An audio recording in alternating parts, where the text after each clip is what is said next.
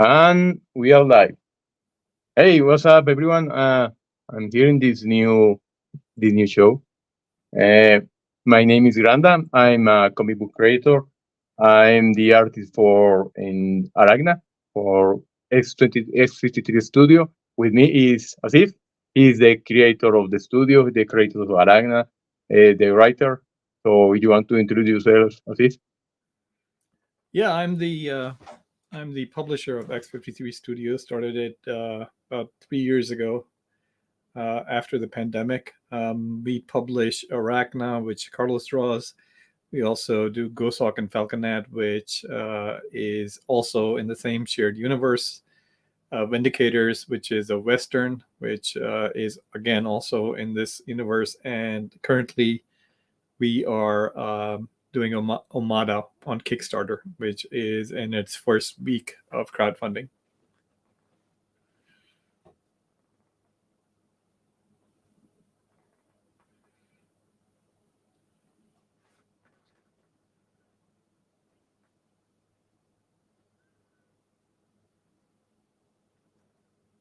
I think Carlos froze.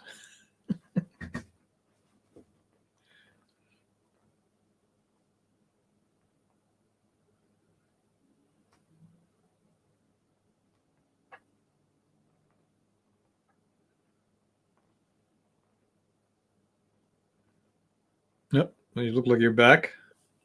Yeah, for a moment, but I'm having some problems with the audio, so I'm gonna switch to another browser to see maybe that will fix it. Mhm. So give me just a second.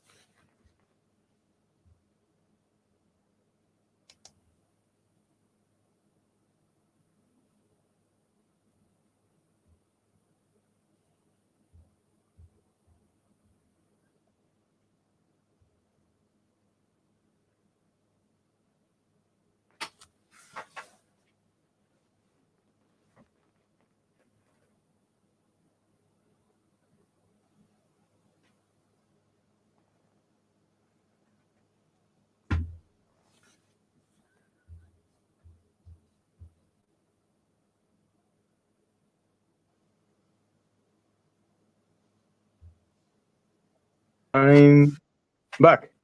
Yeah. Yeah, that's much better. Yeah, there was some problem with the audio that makes it just horrible to listen. Okay, so as he was saying, he's just uh, starting the campaign. How long is been the campaign on now? Tuesday, so Wednesday, Thursday, Friday, Saturday, so 5 days. A second, I'm gonna share the campaign right now.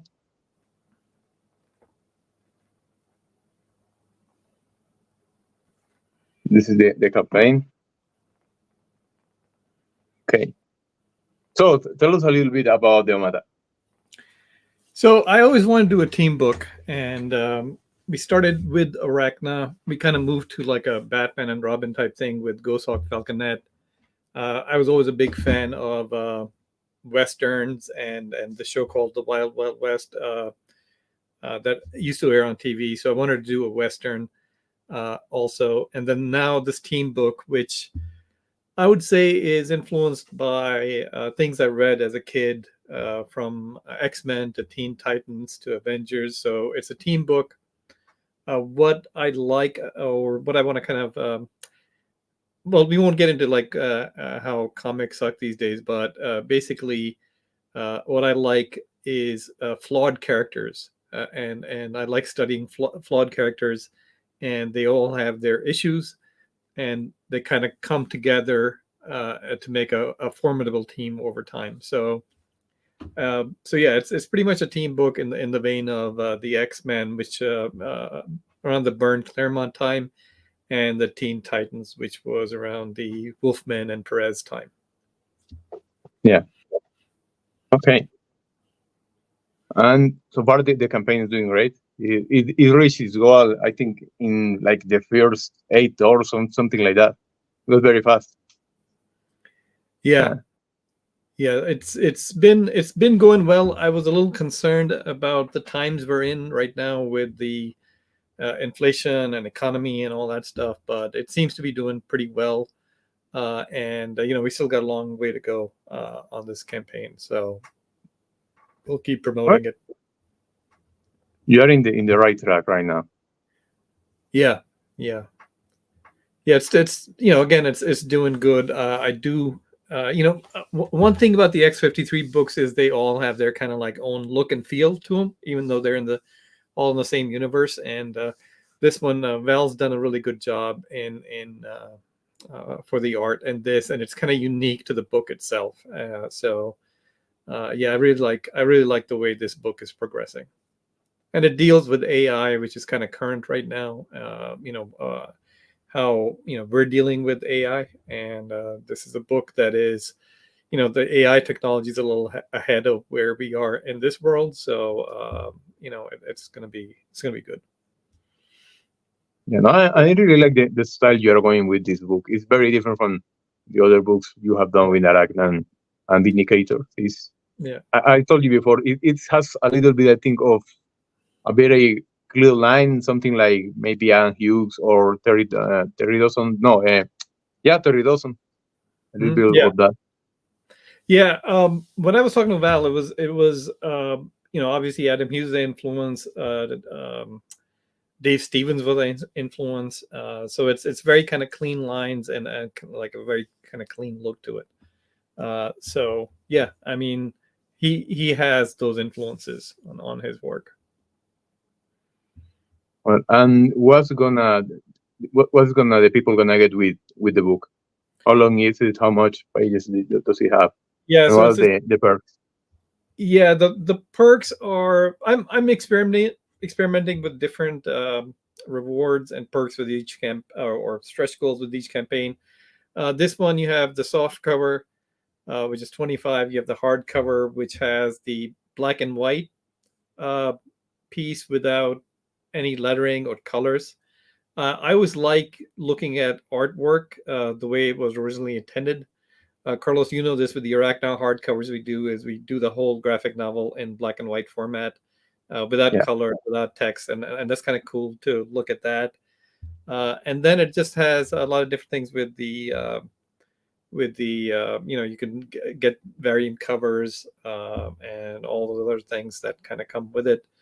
You can also get other X53 books as well, and for the stretch goals, I'm keeping it to cards right now, trading cards, but we're going to add more to them as this campaign progresses. There's a swimsuit issue there as well. So you've done a couple of drawings for the swimsuit issue that's based on those Marvel's swimsuit issues in the 90s. So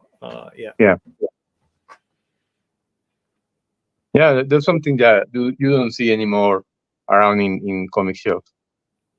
It's kind of everybody's trying to be politically correct and that bullshit. So I try to do as much as I can to be politically incorrect with these things. So yeah, it's just about having fun with what we do. Yeah, Yeah, it's just comics, man. Like people get a little too excited about these things. So what's the mystery box? So the mystery box is a value of between 400 and 500, and you'll get everything that is with the OMADA campaign, which includes all the variant covers, and also you'll get things with Arachna or Vindicators, and a lot of different types of things that are related to X53. So you might get some acrylic standees, or you might get a hardcover of Arachna. So it's a little bit of everything. So people who've gotten the mystery box are very happy once they get it. They've written me notes saying how much they like the mystery box. So Here are the stretch goals. How you say is the trading card for all the characters, so you have to get to $15,000 to get all the collection of all the characters.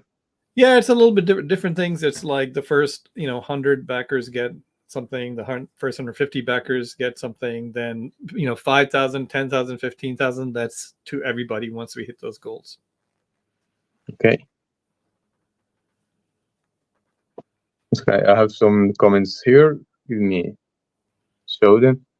Well, this one is in Spanish. I have something to say about that in a second. It says, hola grande, ¿estás bien con la calle de tu moto? Soy de Sevilla, España. Me gusta dibujar. Pinto acuarelas solo para ti, para Candy. She's saying that she hopes I'm well after my crash in my bike, and that she enjoys drawing. And she says hi to me and my wife. Nicolás Camargo, that's another one in the channel. He says the art looks great. Aquí estaremos a la espera. He says that the art looks great, and there will be waiting for the stream. He's saying hello. Luffy Monkey is one of the administrators of the channel. He has been in the channel for ever. He has seen all my streams. He's saying hi. Also, Marines, she says it's a shame that she only knows Spanish. I'm going to clarify that in a second. Luffy is telling me that my image froze. That's taken care of.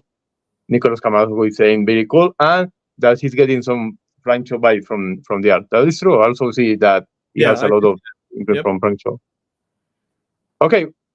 Yeah, since I'm not panicking anymore for the problem with the stream, I'm gonna talk a little bit about what is the goal with this show. I have had this channel for a long time, but all the content I have done is in Spanish for the most part. But I'm trying to switch it a little bit. I opened a new channel, so that channel is gonna have all my content in Spanish. But I wanted to leave this one to create all content in English because we are entering in a partnership with Asif. Actually, I have been working with him for 3 years now, I think. Yeah, 3 years. He's like since the pandemic, I think so, right? Yeah. And I work with him in doing the Arachna comic. That is his first superhero book. That is an Arachnic character, but it has a small twist. It's not just another Spider-Man clone. It's just, I don't know, maybe you want to explain it better. What is Arachna? What was Arachna? Yeah, so people when I've been on some streams, they said, "Oh, this was a Spider-Man clone," and then they said once they read it, they appreciated how different the character is.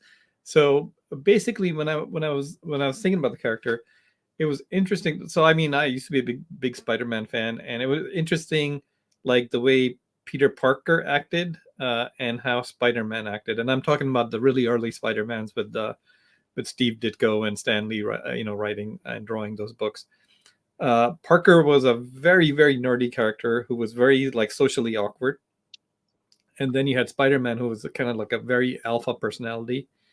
And I thought about that, and I thought, it'd be interesting if you had this dynamic, but it was a split personality. So my friend, my cousin's a psychiatrist, so I asked him about this split personality and how that works.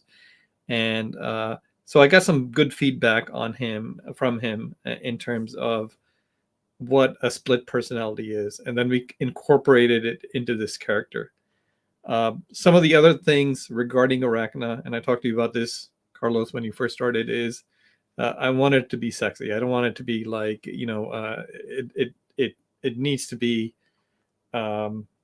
it should be a celebration of the way comics used to be. And to me, comics, female especially, were very sexy when they were drawn as I think as little back as the 90s. I think they really started putting censorship on them in, I think, the 2010s. I think that Spider-Woman cover with Milo Manara kind of started that trend of not sexualizing female superheroes and stuff. So I was kind of bored of corporate comics. And then if you're going to start this company, whether it sinks or swims, it has to be on decisions that you make that you want to see in books. So that was part of it. Then also the story, which I work with Marty on. It's a lot of work. The most of the time is spent on story for me. Story really has to be good. The characters have to be interesting. I like flawed characters, like I mentioned with OMADA. I like people who are damaged and kind of almost like nothing's perfect about them, and they have to work through their issues to move forward. That's a big part for me, the storytelling. Besides that, then once we got you as the artist, I think that's a really good combination between Marty and you in terms of the writing and the art. And we've created some really beautiful pages with this book. So yeah, I think the tagline for Arachna was bringing the sexy peril and adventure back to comics, and I think we accomplished we accomplished that pretty well. Yeah, and it's been a lot of fun to do, because as I recall, the only note you give me about Arachna is, her butt is not big enough. Make it bigger. Yeah. I said make it more of a bubble butt, and that's.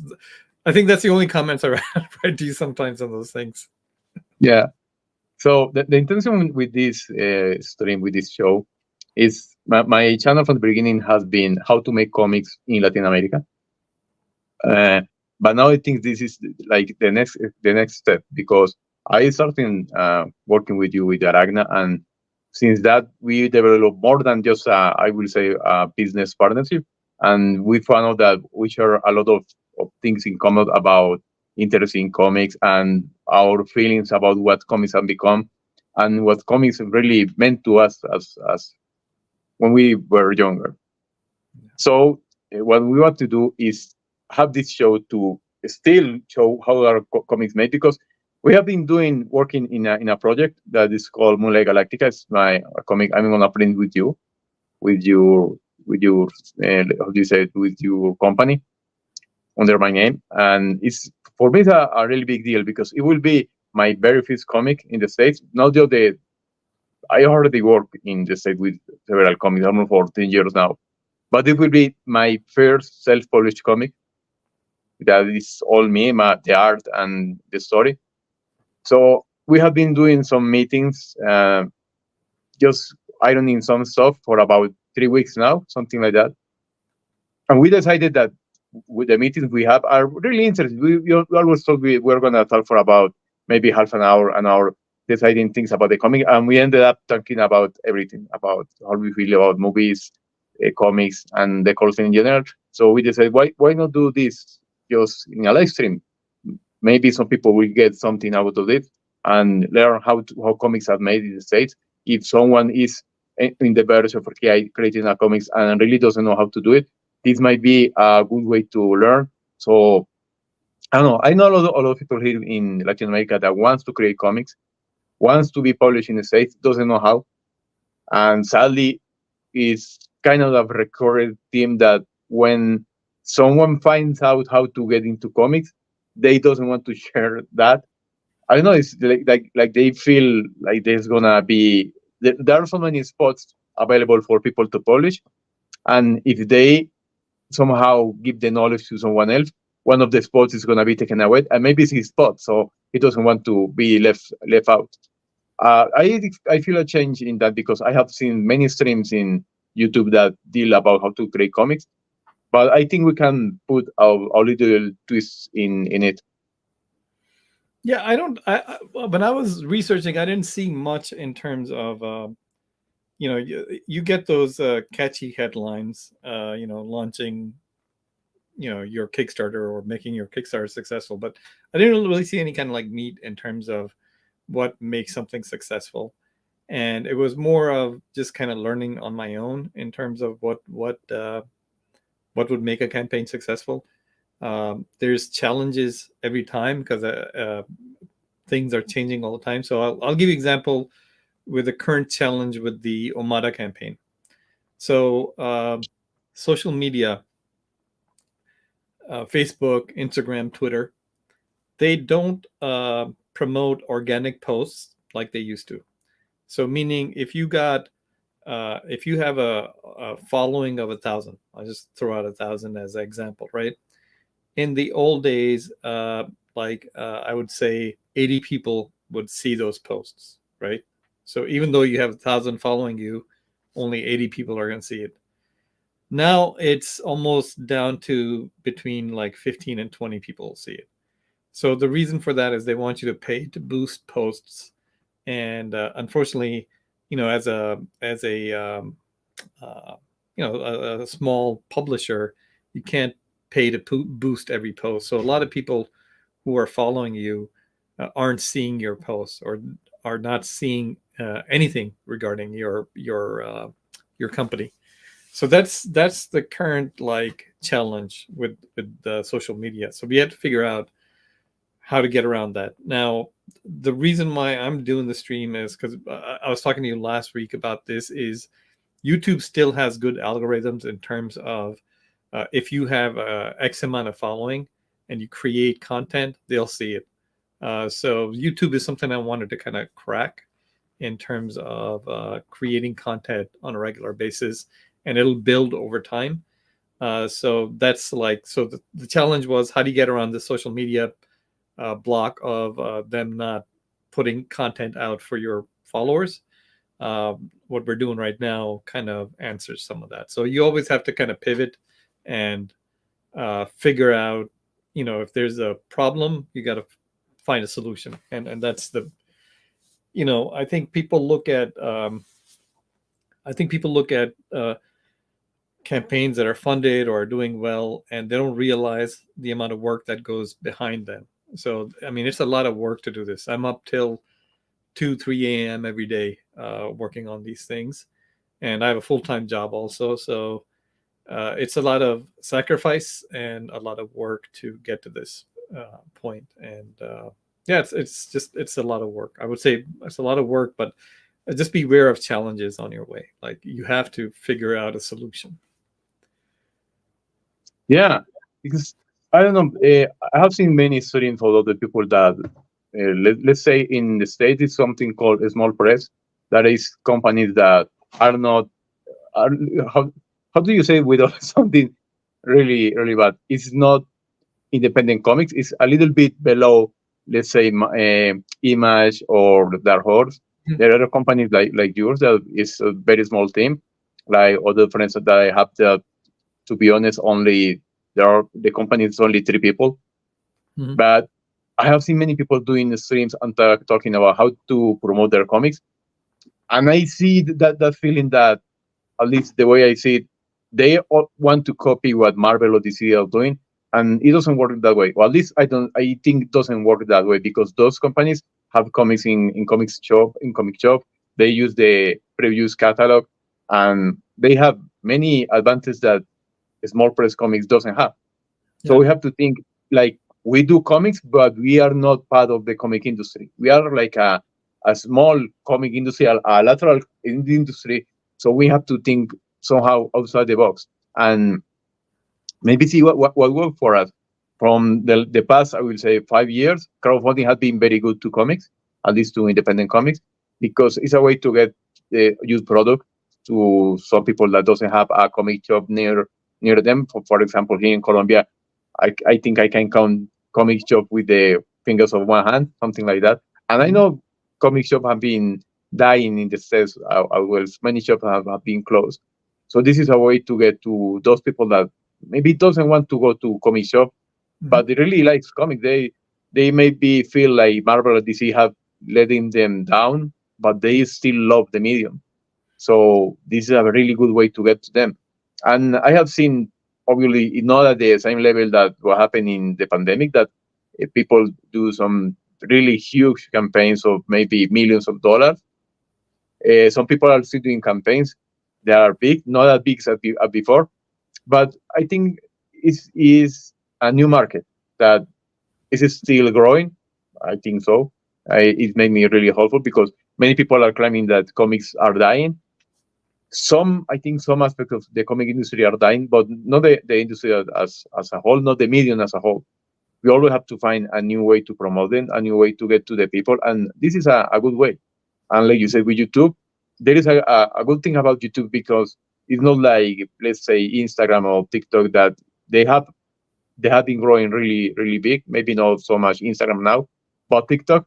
But it had the disadvantage that you cannot link anything when you post anything on those platforms. So you have to work around those limitations to get those eyes on your campaign. But with YouTube, it's very different because you can put a comment, a pinned comment in the chat or in the comments, and people can just click on that link and go directly to your campaign or leave it on the description. So I think YouTube is very friendly to create that kind of community, and it's still very friendly to artists. And it has the advantage that things like this with live streams, people really believe that it's part of a community. It's not like we are selling them just a product. So there is very much a lot of interactions. It's like they did in the pandemic, and not presential event, like a non-presential convention, where you can still interact with the artist and you can answer anything you want to know. You can see the process. That's something that we are doing right now, showing the process behind the camera. I'm gonna show also in the next week I'm gonna be drawing all the pages live. And I think people really like that. It's not just, I don't know, comic fans are a very strange breed that really, really want to not only read the comics but know how the comics are made. And I think that deep behind, almost every comic reader wants to create a comic. Yeah, and you should. I mean, there's not a lot of I mean, when we talk about like what we read and stuff, comics really influenced me as I was growing up. I'm not sure how many people can say that nowadays because there's really nothing good that's coming out of mainstream, and I think you got to look at things like crowdfunding, where I think you'll see some of the good things coming out of. So yeah, I think it's natural to, like, if you like a movie, you want to make films. Whether you can or not depends on a lot of different factors. But yeah, if you love something or if you're passionate about something, you always want to try to do your own type of thing. So that's what we're doing pretty much. Yeah, and I don't know. Even when I started this channel, when I first opened the channel because Facebook group that were growing, that was about 12 years ago, 10, 12 years ago. And I always keep replying the same answer that people just gave me. How do you make comics? What do you use? It was back then, not everyone drew digitally. So everyone keep asking, what pencil do you use? Yeah. I just keep repeating over and over this. So I decided, why I not just this new platform this called YouTube? Why I don't just put a video there showing my material, so I don't have to answer that question ever again. Just everyone who has that just can go to the video and see what I use. And it's the same. I see a lot of people. I have gotten to know some artists that I have seen in conventions. I have seen in New York. Just I spoken to them a little bit in the show, but I don't know how many people do they see in shows. They see thousands of people. What I finally got on, let's say, a closer relationship with them, commenting on their videos, like Richard Friend and I forget his name, from Strangers in Paradise. I have commented on his videos, and you logging their streams, and they ended up recognizing your name, something that rarely happens on convention. So I don't know. Like I say, I'm very excited of this new era of comics because maybe people are a little bit disheartened what is happening in mainstream, but they see this as a new outlet for their passion. Yeah, I mean, Kickstarter has a huge number of people that back projects. There's people who backed hundreds, thousands of projects, and it's almost like its own kind of demographic that they have, and you're putting yourself out there in front of them. A backer kit, which is what you're going to do with Moonlight. They're also trying to vie for this crowdfunding platform. So, the other thing that's interesting about crowdfunding is that the average price for a comic in a shop is around, well, I haven't been to a shop in a long time, but I figure it was it's got to be around between $4 and $6, right? That's the average price for a comic. In Kickstarter or crowdfunding campaigns, the average price for a comic is $25, right? And that takes into account that, it's small businesses doing it. It's not like huge corporations doing it, but people are used to paying $25 for a book, where if you have that book in comic stores or something, that's considered too much for a book. So you're getting something very niche. You're getting something very specific to your taste, I think, also when you crowdfund something, and your mindset's a little different when you're crowdfunding or when you're supporting a crowdfunding project as well.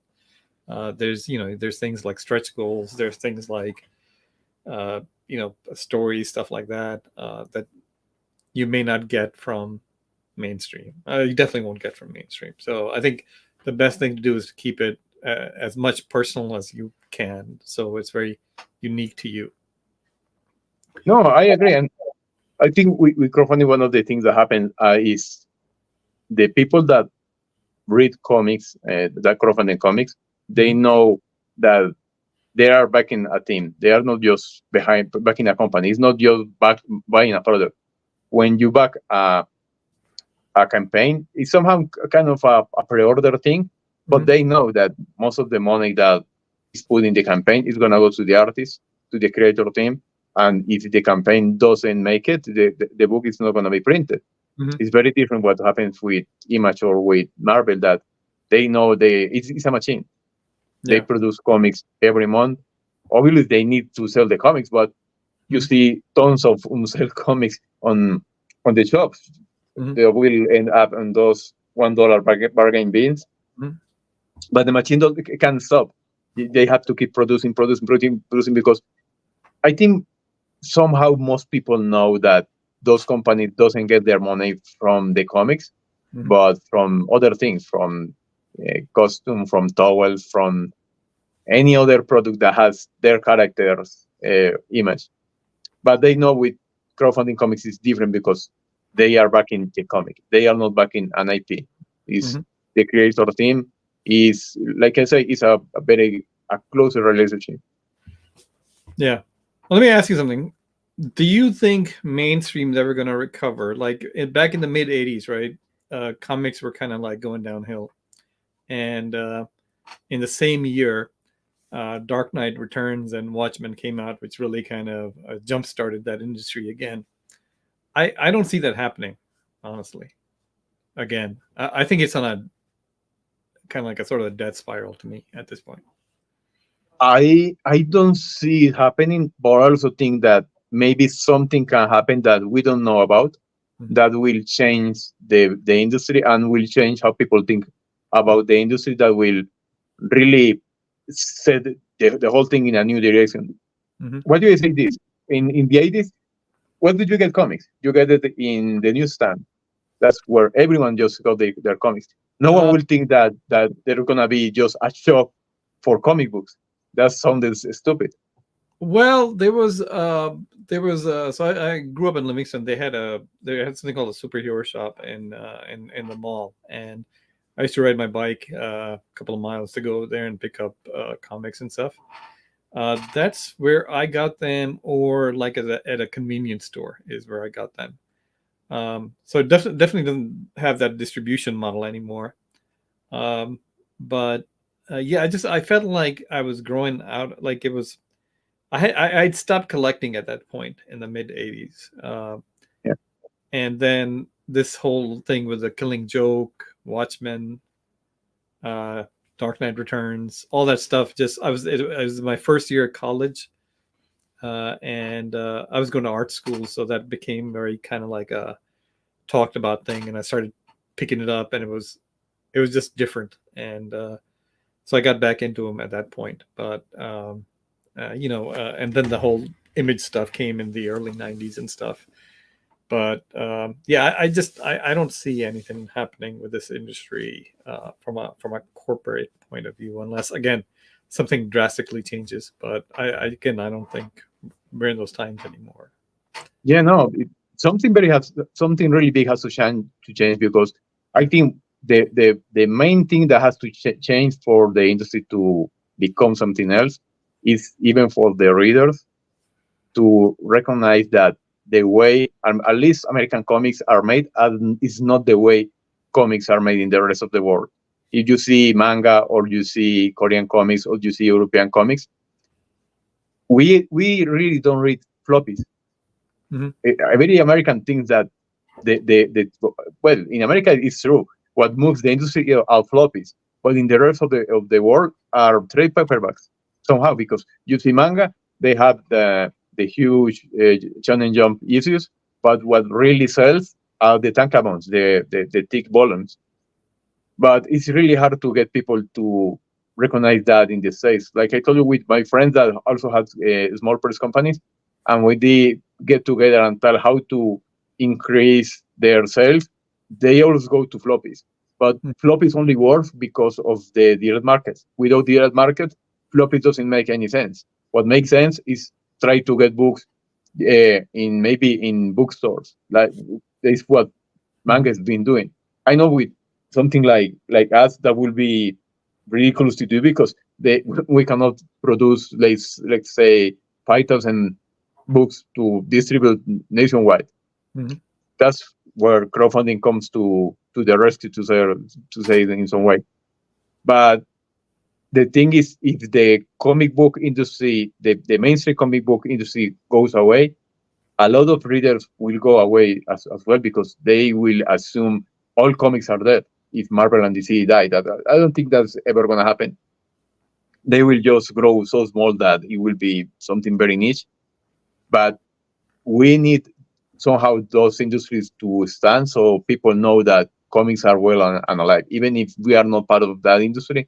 Somehow that I think that affects us. But I do think somehow with crowdfunding, people are seeing that there are other ways to produce comics. Like with us, Aragna, the fifth volume was 50 pages, if I'm not wrong. But we are not doing floppy. Yeah, first one was 48. The second one was 62. And the third one is 56.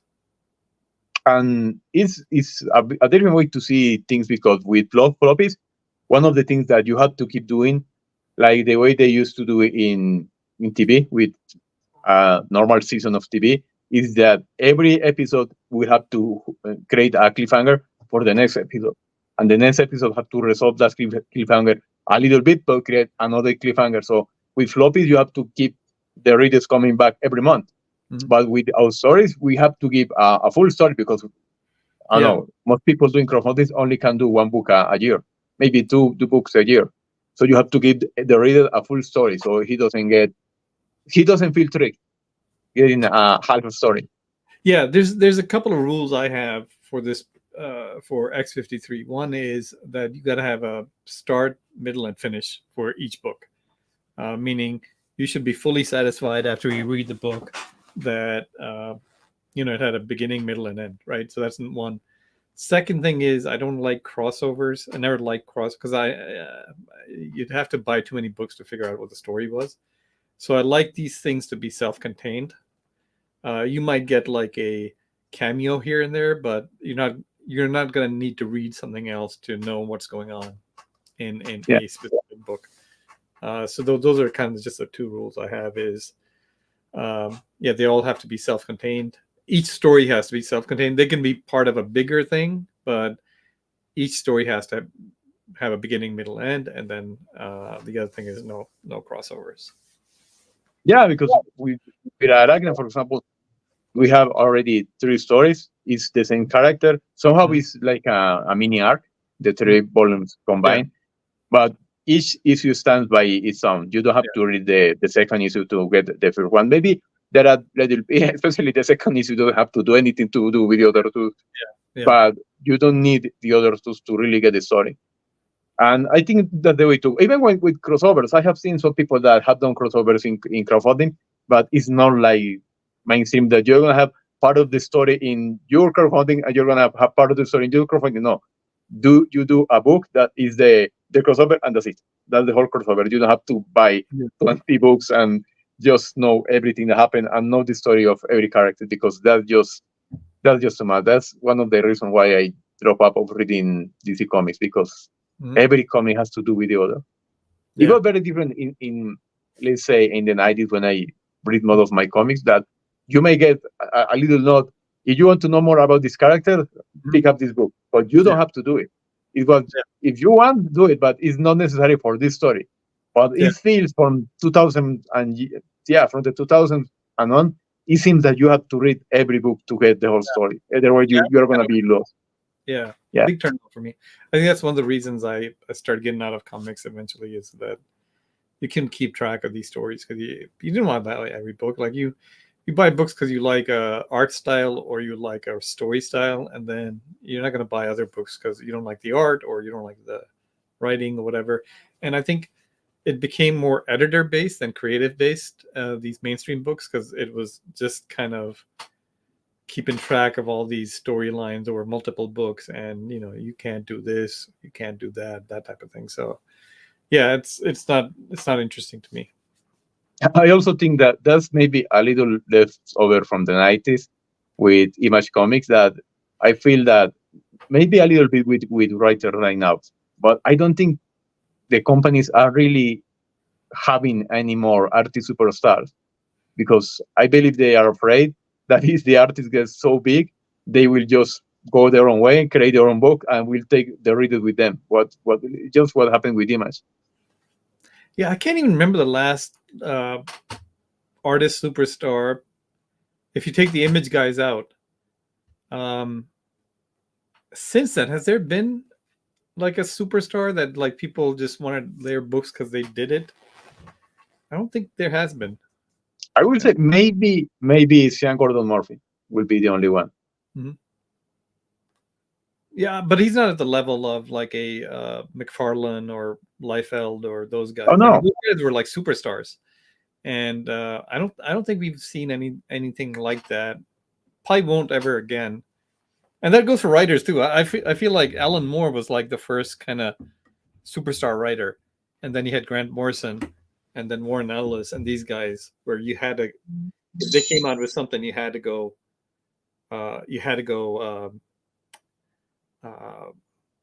get that book, right? So I don't see but no, you're right. I don't think they even draw that much attention, because even with some superstars of the past, like let's say Grant Morrison, that every book he came out before, it was a big deal, and right now I don't feel that's the case, because even I have worked in a book with Grant Morrison, and it's a crowdfunding book, so even he is not that big. Even I have a comment here from Nicolas Camargo. He's saying that just happened. What happened recently with the Ghost Machine, superstar artist? Yeah, no. If you see what happened with Ghost Machine, it's something that happened every year around New York Comic Con or San Diego Comic Con. There is a new superstar company with all, I don't know, it will be either superstar editors or superstar writers or superstar artists. This happened last year with Ghost Machine, but I really don't think they are really making that big of a thing in the industry with their books. But I don't even know what Ghost Machine. I never even heard of Ghost Machine. And you're there in the States, and you are so close to New York, then you can just throw a rock around the river. So that's the thing.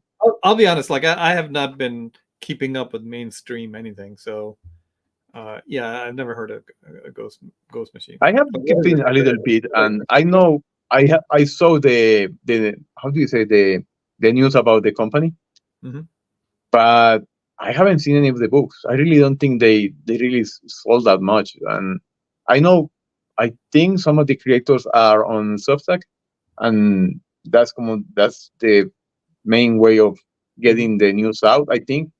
But yeah, is that not that something big. like remember the guy from Marvel, that Axel Alonso or something? He left and he made a company with like Michael Straczynski and those guys. But I don't see like anybody talking about those books either. Like, or maybe it's just me. Frank Miller, I think it was also last year. He made a new company, but I don't even know the name of the company. Yeah. And plus the Ronin thing wasn't really that interesting either. I mean, I don't know if Frank can really write anymore. So yeah, I haven't heard anything about these things, and I don't really. I mean, the only thing I really hear about is Ripperverse, and that's the only thing I hear about these days. And but that's an independent guy who's doing his own thing, and he's got a huge YouTube following, and he seems to be doing pretty well. So I mean, that's the only thing I've heard of. But again, and who is good that I was surprised that didn't get. I always thought that Sarah Pichelli was very good. And her style is really, really, to me, I like that style. But again, I don't. She might be getting paid as a superstar artist or whatever, but it doesn't have the same thing as like those McFarlane and those guys. And maybe it's because they did. They weren't digital; they were actually like doing drawings on paper. Maybe that's part of it too. I don't know, but yeah, I don't see anybody that's really. I mean, Gary Frank, I like a lot. Jason Fabek, I like a lot. So yeah, I mean, is that the company that's doing? Are they working with Ghost Machine, or is that? I think so. Yeah. Okay. Yeah, but I think maybe you're right about that, because there is really no incentive of collecting like there used to be before. Even there was this week, I will say, a controversy because Jim Lee is charging a lot for his commissions, and people were protesting because who does he believe he is to charge so much? Well, he's Jim Lee. And some people were mad because he's not running DC Comics very well, and still he has a spare time to doodle. But doodling is what makes him famous. So I don't see what people complain about. He can charge whatever he wants to charge. It's on the people that wants the art. If they want to pay, they want to pay for it. Then yeah. What's he charging? I think he was charging something between for a full character. It was with background. It was between $35,000 and $40,000. Yeah, I mean I saw like when he was doing the fundraisers that those drawings were going for. I mean, they were inked. They were going for around that much. So if that's what the market is willing to pay, then that's what the market is willing to pay for them. Yeah, I don't get why people get mad about that. Even with comics, I see many people that in the crowdfunding space that is still drawing paper like me, and they put original pages in the book, and some people put each page at $1,000, and some people buy it. So if someone wants to buy it, hey, better for them. Yeah, that's pretty much the market. That's going to dictate what you're going to get for this. So, I will say 30,000-40,000.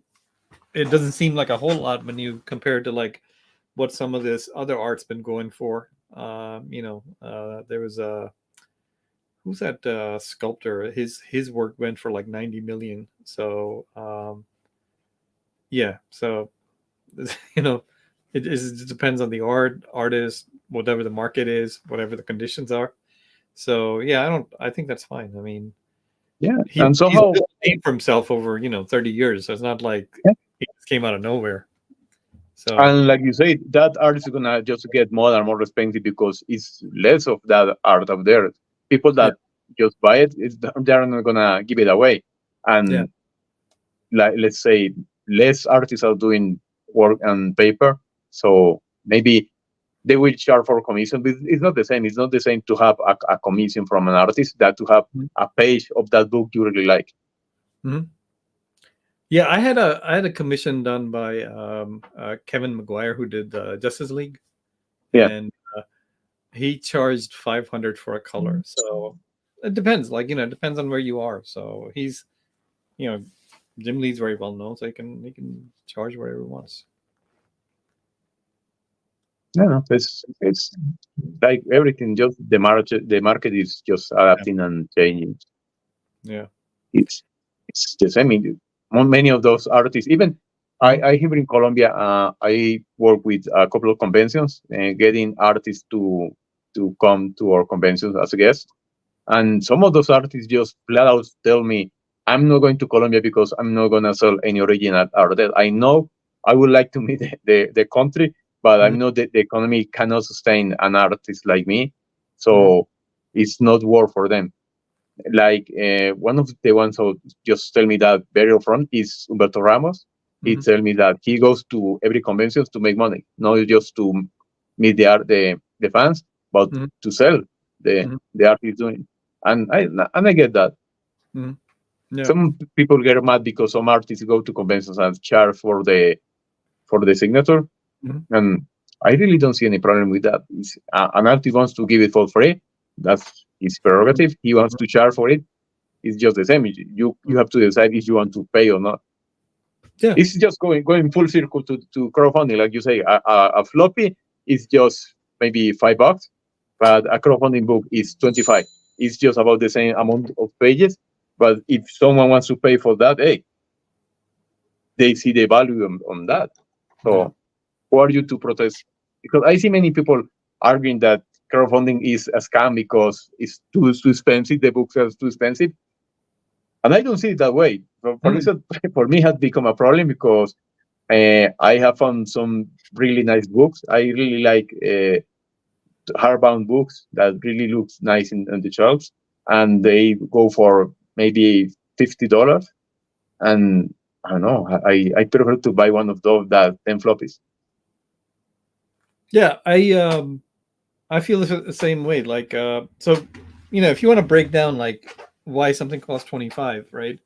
So basically, you're going to be printing something that's going to be under 500 in terms of a printing run, right? So Yeah, already you're looking at a very high price. If you're comparing a book, which is, I think, a normal book in the comic shops is around 20 pages now, right? yeah, And a crowdfunded book is 48, 56, 60 pages, something like that, right? So it's almost like almost three times the size of the regular comic, right? And then when you factor in the paper is much better in the crowdfunding stuff, um, more of more of the money's going to talent anyway. So you're supporting a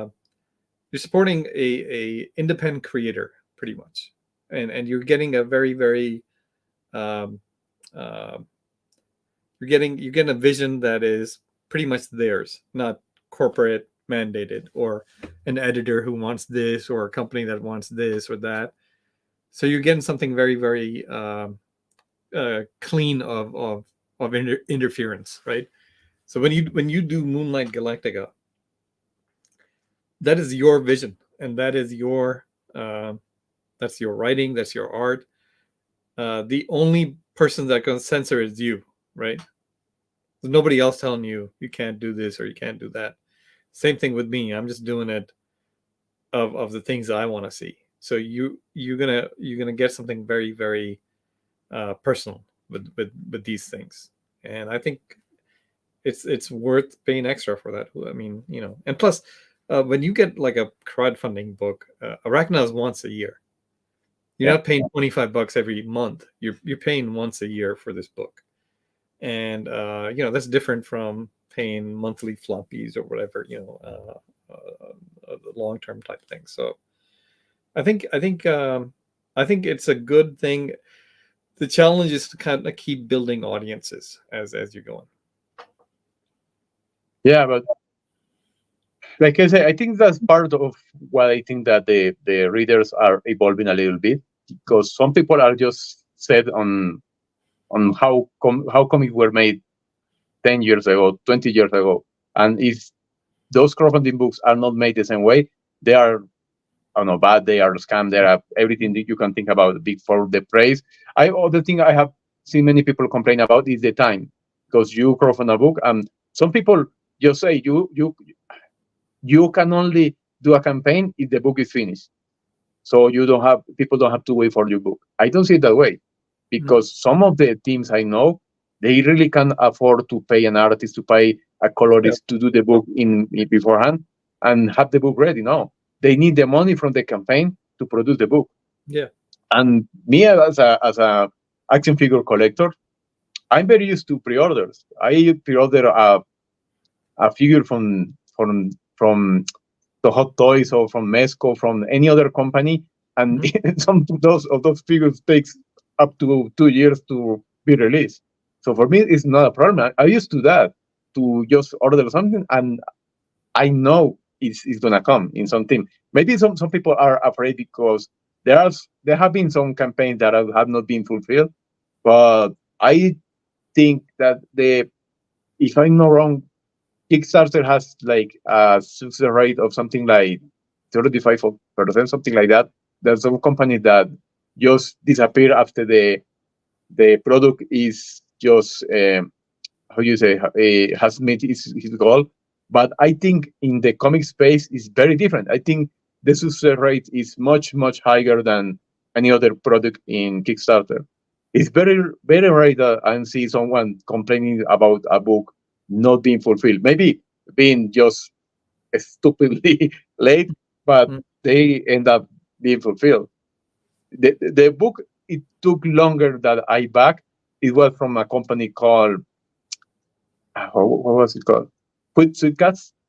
And the book was called Fatal. It's a really nice book. Sadly, I don't think they are gonna do the second book because the artist has so much problem. I think he got cancer, his wife got cancer. It was very crazy, and it took almost 3 years to be fulfilled. 50 pages book, but I ended getting the book to the point that I completely forgot that I had backed the book, and just one day just show up. But for the most part, most of the book that I back, at most it takes 6 months to be fulfilled. Yeah, I mean, I ordered a statue from Sideshow, and it's been 2 years, and still I mean, this is a company that produces statues, and should be in a good, in terms of like stuff not being late. But 2 years is a long time for the statue to take. But I don't care at this point, because it'll get her eventually. Yeah, there is a wait time, but like there's no way of getting around unless you're big, like who's that guy who does the Lady Death stuff? They're making so much that I think they can afford to pay artists, writers prior and have the book finished, and then just do the campaign for essentially printing and shipping the books. And once I think you get that big, you should be able to do that. But for most people, I don't think that's possible at this point to do. And I also think that he's a bad example, because he has some of his readers back from he was part of the mainstream comics. Yeah. So I do see there are some other companies that do things that really doesn't make any sense, like what we discussed the other day with Iconic Comics, with Coming America. That is just crazy. They just sell hardcover for $10.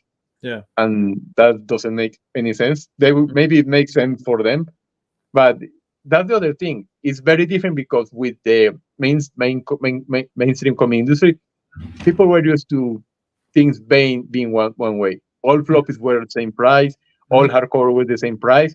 But with crowdfunding, every team just has his own way to do things, and even the prices are very similar. But for some company, you might charge a book for 50 pages, $20, another company will charge $40, and it's up to the reader to decide is it worth it. You cannot demand for the books to be all the same. Yeah. Well, Carlos, let's talk about some recommendations.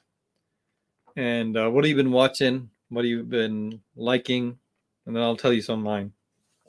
Okay, well, let's start with comics. I am reading one book. Let me see if I can get the name of the book in English, because I got the Spanish edition.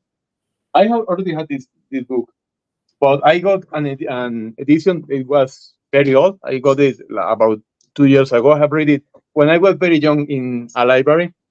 And I wanted to have it because it really influenced the way I make comics, because it's a really great fantasy book.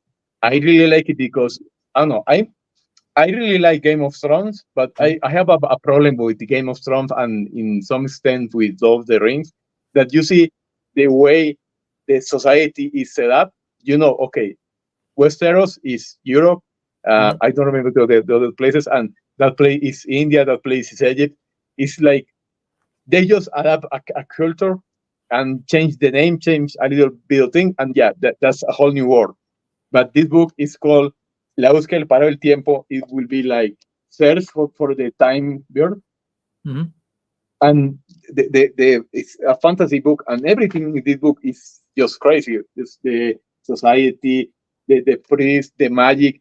It's completely different from anything else I have seen. It's an European book. This edition is from, I think, 2011, if I'm not wrong. Yeah, 2013. And I finally have it. The other books that I have are, one it came originally in 4 books. One, I have one in French, the other in English, and the other 2 in Spanish. So I really wanted to have this one, and I read it again this week, and it's just as magical as the first time I read it. I don't know if you can get it in English, but you can see it by Letendre. And it's called Norma Editorial? Yeah. Okay. Yeah. And it will be something like, The Search for the Time Bird, I think is the name in English. And it just is fantastic. That's my book recommendation for this week. Regarding TV, I saw it a little while, but I have to recommend it because I think it's a very different series. I have been straying away from pop culture series that deal with superheroes. I saw one series, I think it was in Amazon Prime. It's called Kevin Can F Himself. And you see it, and the first scene is just like a 90s sitcom. It has the laugh track, it's very silly. It has that one fixed camera, and there's like the studio audience with very bright colors. And it seems with that silly comedy of the 90s.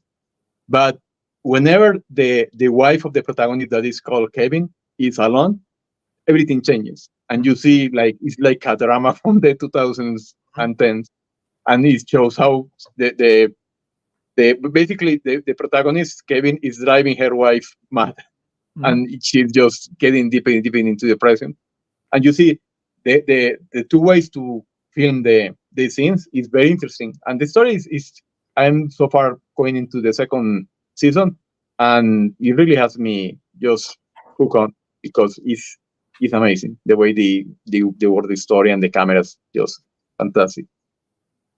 And for movies, I finally saw a movie this month that I really wanted to see, that sadly didn't premiere in cinemas in Colombia. I know in the States it did, but sadly here in Colombia, because another movie of the same name was premiering in similar dates, it didn't arrive in our cinemas. I finally saw Godzilla -1, and it's just a fantastic movie.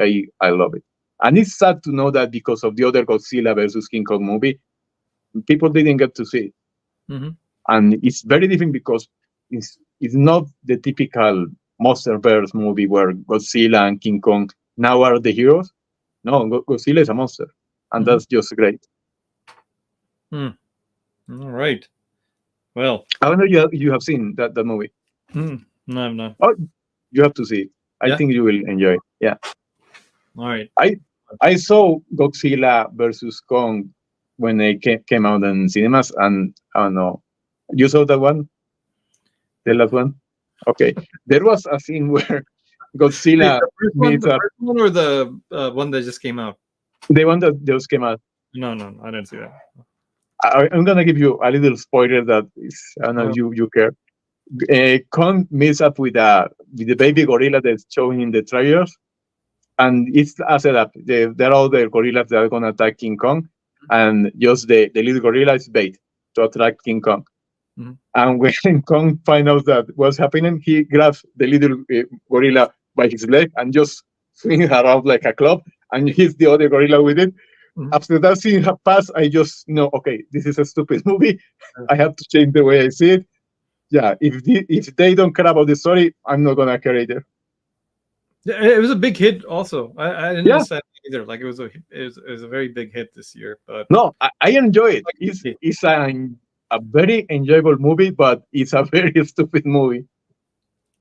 Yeah, sometimes like my wife will be like, "Oh, you have such a great taste in movies and stuff," and then you watch these really bad movies, and sometimes the bad movies are good in a way because it's like I don't know. There's just something about it that you enjoy.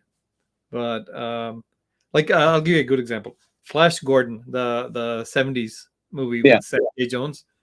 That's one of my favorite movies of all time, and it's it's campy, it's fun, and I just like that one movie is like just if I want to have a good time, I'll watch that movie, and it makes me laugh every time I see it. But it's not considered high art or anything like that. But it's just a really, to me, it's a very fun movie. Yeah, no, I agree. There are some movies that are not just spectacular, but you can find the enjoyment in them. Yeah. So that's definitely like when somebody says like, I wouldn't call it a bad movie. It's just it's done. It's so good that you don't realize how much work went into making it like that. And the guy who wrote the Batman TV shows with Adam West, he's Yeah. the one that wrote Flash Gordon, and that's why. I mean, I love the Batman Adam West shows too, and it didn't take things seriously. It's very campy. You can watch it as a kid. You'll find humor in it from like a younger point of view. When you see it as an adult, you'll see humor at it from a adult perspective. So I really like that. If you want, we can make one of these shows about bad movies because I really like bad movies, and I have my own opinion about the why bad movies are great. But Yeah. if we start right now, we're gonna be here another hour. Yeah, no. So I'll just be quick about what I've Yeah. been reading. So independent. I have this. Let's see. This way. Did you hear what Eddie Gein done? And this is by Harold. I'm gonna mess up his name. Harold Schechter, who's the writer, and Eric Powell, who does Goon. He's the artist, and the art on it's fantastic. The story on it's fantastic. It's about the serial killer who Psycho was based on. This was a guy who killed back in the, I believe, 50s, and would take skin and stuff and make lamps and stuff out of it. And it's a pretty interesting story. So did you hear what Eddie Gein done? Yeah. Okay. Yeah. Again, Eric Powell, I really like his work on Goon, and it's really good here. Great. But it's a really good read. I think I read the whole thing in one sitting, and it's pretty thick, so it was very good. And then for classic, I have this Alpha Flight number 12, and this is spoiler alert. This is where Vindicator was killed at the end. Did you ever read this book or no? No, I haven't. So this was a pretty interesting death at the end, and basically, Alpha Flight fights this other group that are kind of similar to them, and at the end, Vindicator's gotten like really beat up, and he's the costume's about to short circuit, and he's done this before, and he's very kind of calm about it, and his wife kind of walks in, and he kind of loses his thought, and he just burns up and dies, and it was pretty interesting death. Byrne wrote and drew it. So John Byrne, like he created Alpha Flight as a kid, and then I think he worked on the first 28 issues or so, and this was issue number 12, where regarding death in comics, this was like a pretty wild one, because it just kind of came out of nowhere, and the way he died, it was pretty interesting. Okay. So that's Alpha Flight number 12 from way back. I think probably from the let's see what the hang on, this is 1984. Yeah, but back then, 84, the only comics I knew were Superman and Batman. And then nothing else got here to Colombia. Movie wise, you like horror movies, Carlos, or not? Yeah, I love them. So I saw Maxine yesterday, which is the third part of the trilogy, which was X was 1, Pearl was number 2, and Maxine is number 3. Takes place in the 80s, and it was pretty good. Mia Goth, who is the lead actress, very good, and I'm surprised she's not in more things. And TV wise, whatever, I saw Deadpool again, Deadpool 1. That was pretty good still. And shows, I've been watching The Boys on Amazon, and I think that's it. Yeah, I'm looking forward to see the Maxine one. The other two movies I really enjoy. Yeah. I also think the same. Mia Goth had most. I don't know why she is not in more stuff, because she's really great. Yeah, just a tremendous actress. Yeah. And she should be in more things, but I don't know. Well, but I think her career is just getting better, because the other two movies didn't came here to Colombia cinemas, but Maxine is in movie right now, so at least people are noticing her. Yeah, and then I like Ty West as a filmmaker also, so yeah. he's really good. And again, he's like one of those people, like, you know, when you look at like indie cinema versus like studio based cinema, I tend to like the indie stuff better.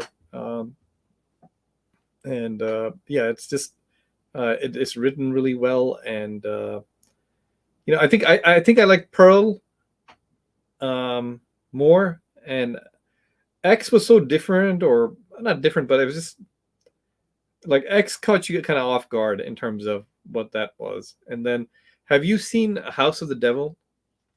Yeah, that's Ty West also, but that was done like I think around 2008 or 2009. That's pretty good also. It's kind of like Rosemary's Baby, but that one's good also. Yeah, no, but I really enjoy. I think I like X a little bit more than Pearl, but both were really great. And yeah, maybe because I don't know, knowing that how Pearl was going to end up in X changed a little bit how I saw the movie. Yeah, and I mean, X kind of like again, I kind of caught me. I don't watch trailers. I go to movies late because I've timed it where I know how long they show trailers before they show the movie, so I try not to catch anything before I go see a movie. So I'm going in very cold in terms of what the movie is. So it really kind of caught me off guard in terms of what it was, and like the 70s like feel. I think that's very hard to do also, is to, when you make like a movie in a certain decade, to capture that like look and feel of that decade. He does very well. He did very well with the X in the 70s, and now Maxine in the 80s. This is really good. Yeah. Okay, I think that's the show for today. No. The idea is to have one of these weekly. I think we are gonna do it better on Saturdays. And if my computer decides not to collaborate more, I will have next week a little bit more structure the program and have some banners and everything nicer. And that's it. Thank you, Asif, for being here. I hope. Next week, right? What? Sorry? You're gonna draw next week, or you're gonna do a demo? Yeah, no? I think I'm gonna start this week. I'm finishing a book that I have to finish because I need money to pay the colorist for the pages of my Galactica. But yeah, I think next week I'm gonna be drawing in the show. Okay. All right. Okay. Thank you, Asif, for seeing you, and everyone is still in the chat. Thank you for being here, and we'll see you next week. Bye.